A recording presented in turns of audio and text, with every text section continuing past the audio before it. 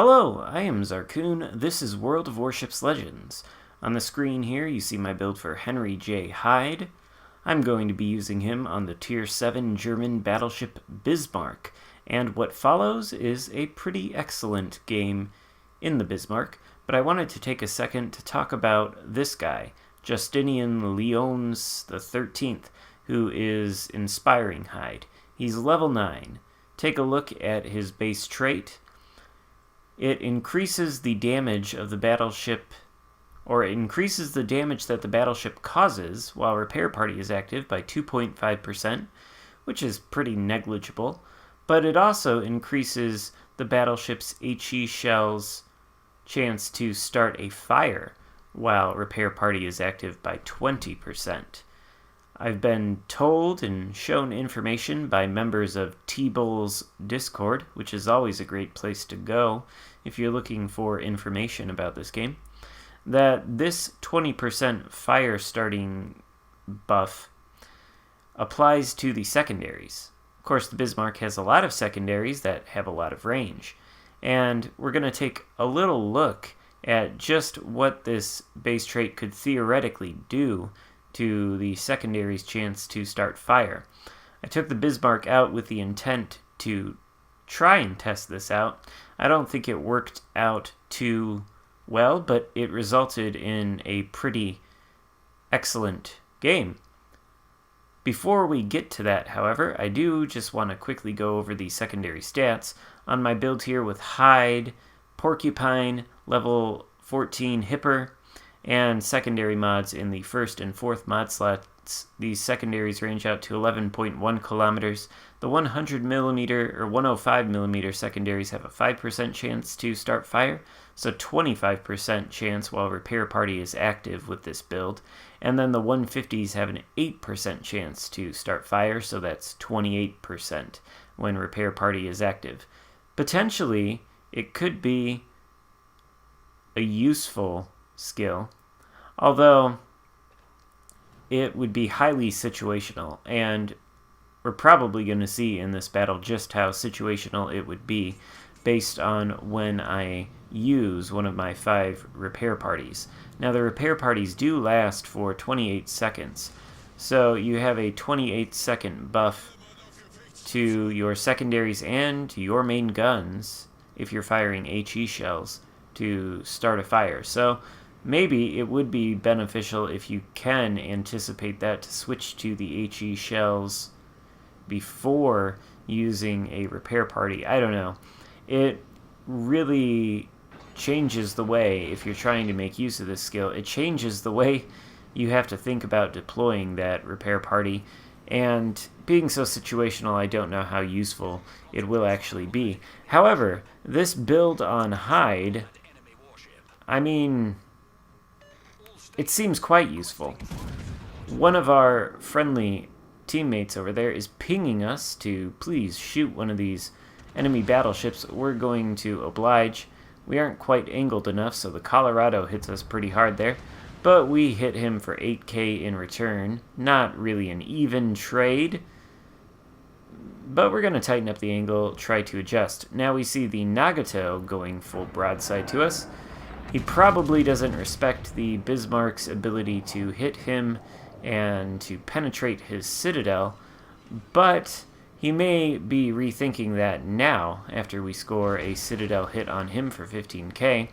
We're going to put this island between us and the 4 enemy ships that we can see out there. We don't want to be in a position where we can continue to take fire from them. The secondaries are opening up while the repair party is active, so let's see if we get any fires. We've only got 13 seconds. We get 3 secondary hits, no fires, but 2 additional citadels, and 30k is removed from that Nagato. You know, I've said before that the Bismarck may be the weakest Tier 7 battleship in the game, and I would still stand by that.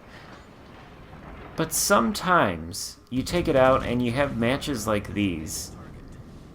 Doesn't seem to matter if it's a full accuracy build or a brawler build. You take it out and sometimes you get pretty excellent matches. We've done 69,000, almost 70,000 damage in the span of 3 minutes so far, and we're not even close to being done. The secondaries are now opening up on the Colorado.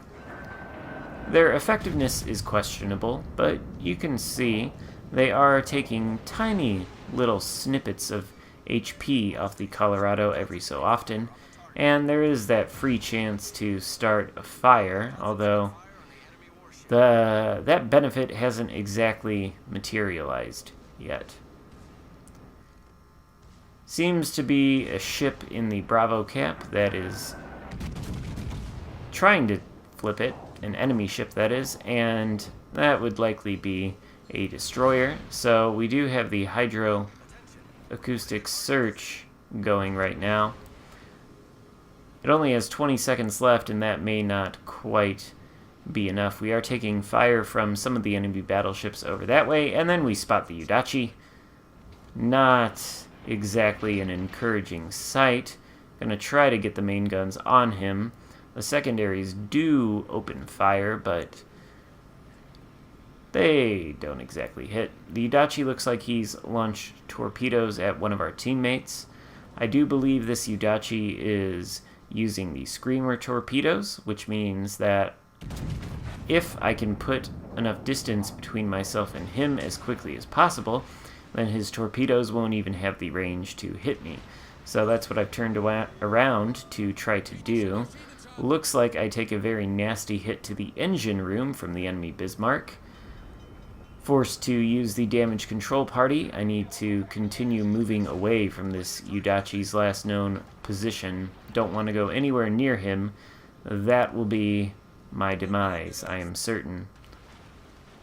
These battleships on the enemy team have done a nice job of spreading around the map. You can see that they've made a line, and they are positioned in such a way that I'm not able to angle effectively against every single one of them.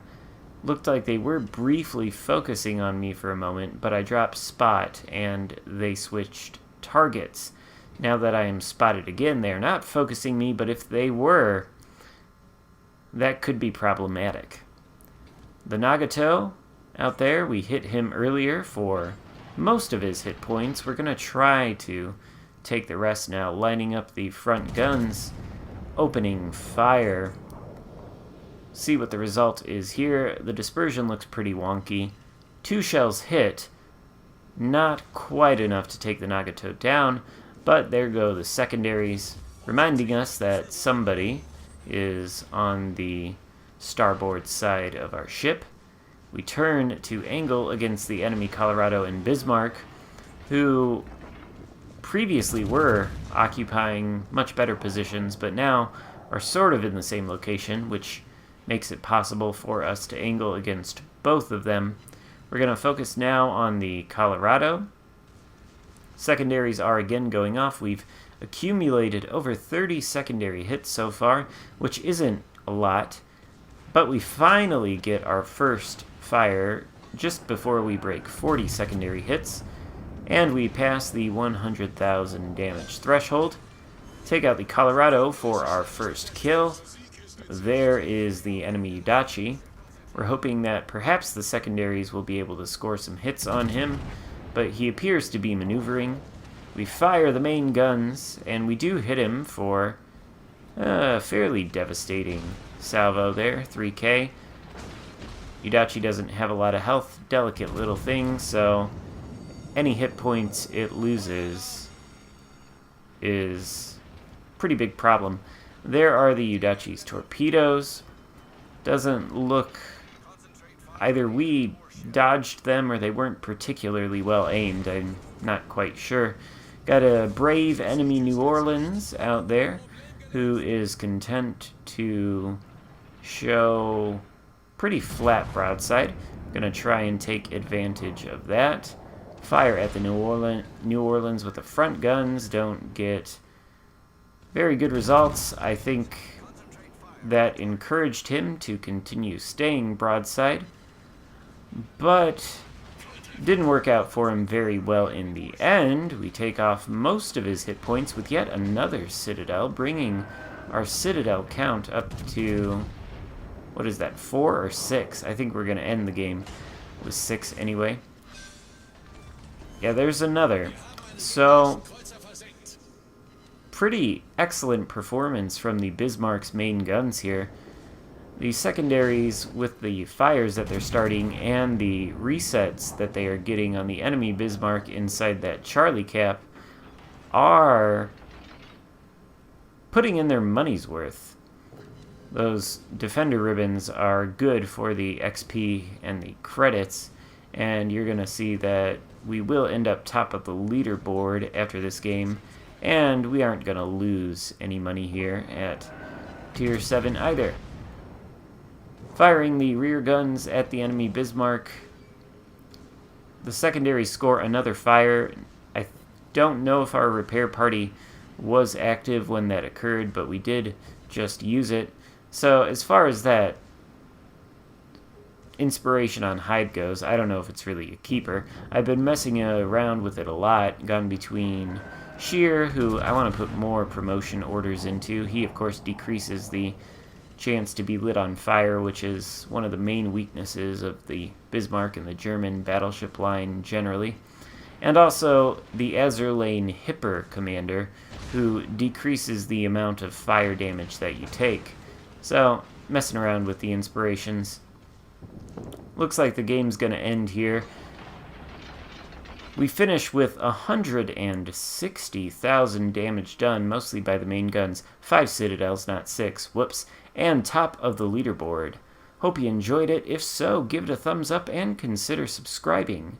Thank you so much for watching. I'll see you next time. Goodbye.